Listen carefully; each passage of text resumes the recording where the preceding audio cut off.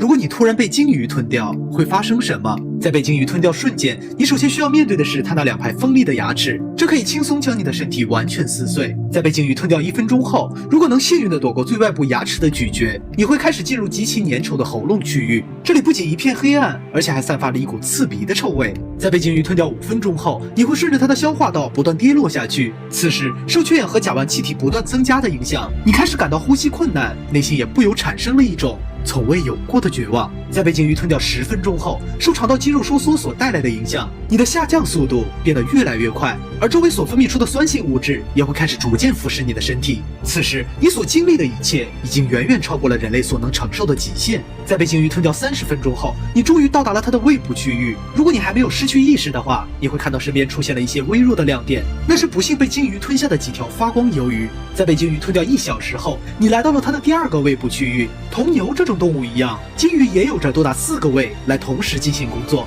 在被鲸鱼吞掉3小时后，你来到了它的第4个胃部区域，在这里你将被彻底的消化吸收。随着一声巨响，你仅剩的骨头最终也会被鲸鱼无情的排出体外。虽说被鲸鱼吞掉只是一种假设，但是在1891年却曾发生过一次类似的真实事件。据当时《纽约时报》报道称，一位名叫巴特利的人与他的船友正在英国福克兰群岛附近捕鲸，他们出海后不久便发现了目标，并熟练地用鱼叉命中了抹香鲸的要害。然而正当他们将鲸鱼拖上来时，抹香鲸却突然挣扎起来，并用尾鳍打翻了一艘小船，随后与船一同沉入海底。而巴特利刚好就在那艘小船上。经过长时间的搜寻，他们并没有在沉船内发现巴特利，但是却意外地找到了那只奄奄一息的抹香鲸。最后他们将这条鲸鱼带回到岸边，在对其进行解剖时，他们惊讶地发现巴特利就在此鲸鱼的肚子里。根据时间推算，他在抹香鲸的胃中待了接近16个小时。虽然被发现时已经昏迷不醒，但却依然具有生命迹象。此消息一出，便在当时引起了不小的轰动。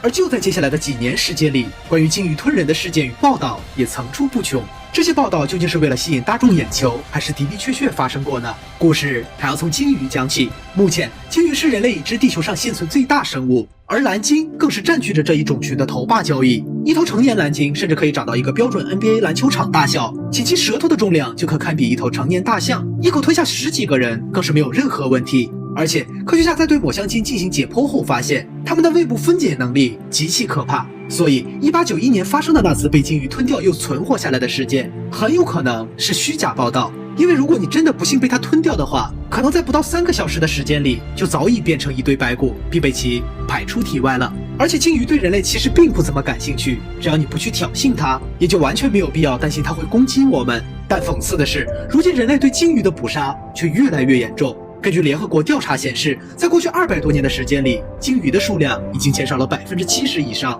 在海洋生态系统中，鲸鱼一直都扮演着极为重要的角色。当它们自然死亡并沉入海底时，便会形成鲸落现象，而一头鲸鱼的尸体甚至可以供养一套以分解者为主的循环系统，长达100年之久。因此，如果它们被人类捕杀殆尽的话，生态链很有可能会因此崩溃。为了人类的未来，请让我们共同保护好海洋，保护好这些即将消逝的生命。我是舰长，我一直都在。